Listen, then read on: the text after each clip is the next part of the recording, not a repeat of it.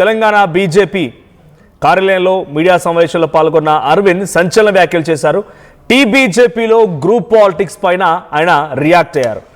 Political పార్టీలో గ్రూపులు అన్నాక అవన్నీ సహజం, అభిప్రాయ భేదాలు కూడా ఉంటాయి.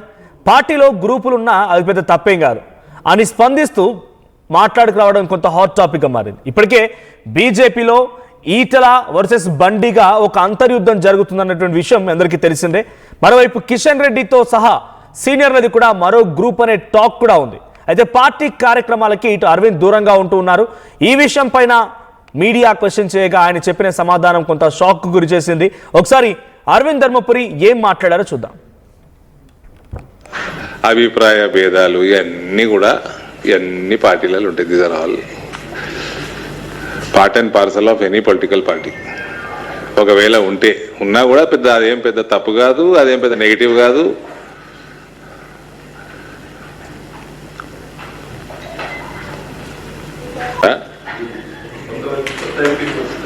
నేను కొత్తనా పాతనా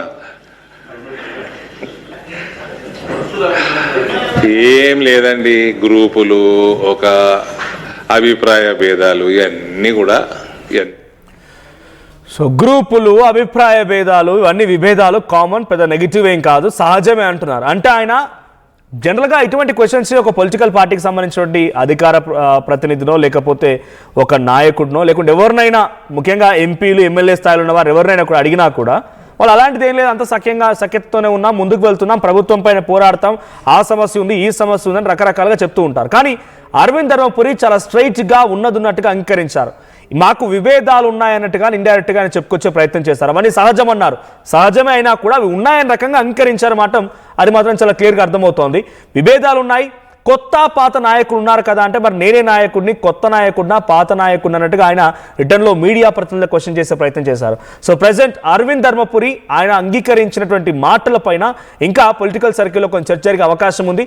సో మా దగ్గర విభేదాలు ఉన్నాయన్నటువంటి మాటని ఆయన ఇండైరెక్ట్గా అంగీకరించినట్టుగానే బీజేపీ పార్టీ కూడా భావించే అవకాశం ఉంది. సో అటు అరవింద్ ధర్మపురి మాట్లాడిన మాటలు, ఇటు బండి సంజయ్ ఈటల మధ్య వార్ని, అటు కిషన్ రెడ్డితో ఉన్నటువంటి ఒక సీనియర్ల గ్రూప్ని, ఇవన్నిటిని ఇండికేట్ చేస్తోంది ఇండైరెక్ట్గా.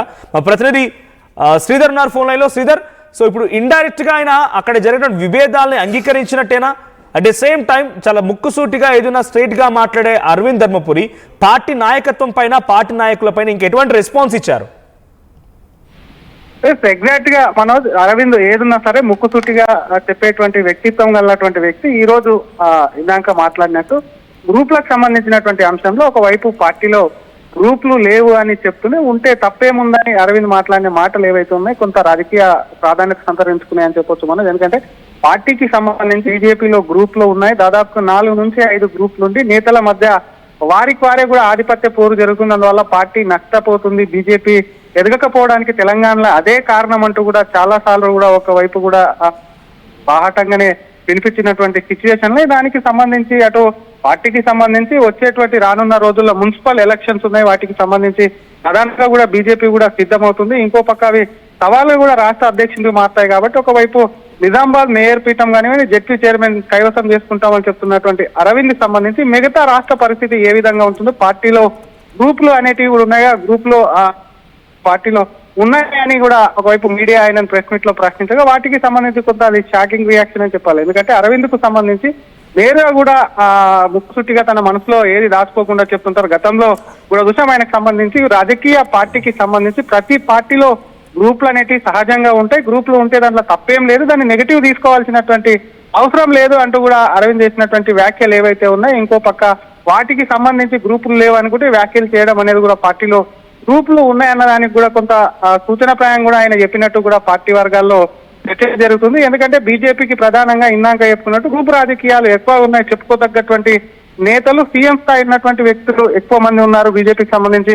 అందులో కూడా గ్రూప్ల వల్లనే కూడా పార్టీ చెడిపోతుంది కాబట్టి వాటన్నిటిని కూడా ఇతర పార్టీలో కూడా చూస్తూ ఉంటాం. వాటన్నిటి కూడా పొలిటికల్ పార్టీలో సహజమే అయినప్పటికీ బీజేపీలో ఉన్నటువంటి పార్టీలు ఎన్నికలు వచ్చినప్పుడు అన్ని గ్రూపులు కలిసి వెళ్తుంటాయి కాబట్టి బీజేపీకి సంబంధించి వచ్చినప్పుడు ఒకరిపై ఒకరు నేతలు మాట్లాడుకోవడం, ఒకరి మీద ఒకరు ఆరోపణలు చేయడం ఏదైతే ఉందో అది పార్టీ కార్యకర్తలని కొంత ఆందోళన గురి చేస్తుంది. ఎవరు ఏ నాయకుని వెళ్తే ఎక్కడ వెళ్తుందో పార్టీ అయోమయ పరిస్థితిలో కార్యకర్తలు ఉండడం, ఇంకోవైపు ఓటర్లకు సంబంధించి కూడా కొంత బీజేపీ ఎప్పుడు ఏకమవుతుంది, బీజేపీకి సంబంధించి మాత్రం నాయకులు ఇదే విధంగా ఉంటే పరిస్థితి ఏంటని చెప్పి ఇతర పార్టీల వైపు కూడా మళ్ళుతుంటారు. కాబట్టి వాటికి సంబంధించి ఇవన్నీ అబ్జర్వ్ చేస్తే మాత్రం బీజేపీ ఇతర పార్టీతో పోల్చుకుంటే కొంత గ్రూప్ పాలిటిక్స్ అనేటివి కూడా ఎక్కువ ఉన్నాయి. దానికి ప్రధాన కారణం చెప్పుకోవచ్చు మనోజ్, ఎందుకంటే పెద్ద నేతలు ఎక్కువ ఉండడం బీజేపీకి సంబంధించి.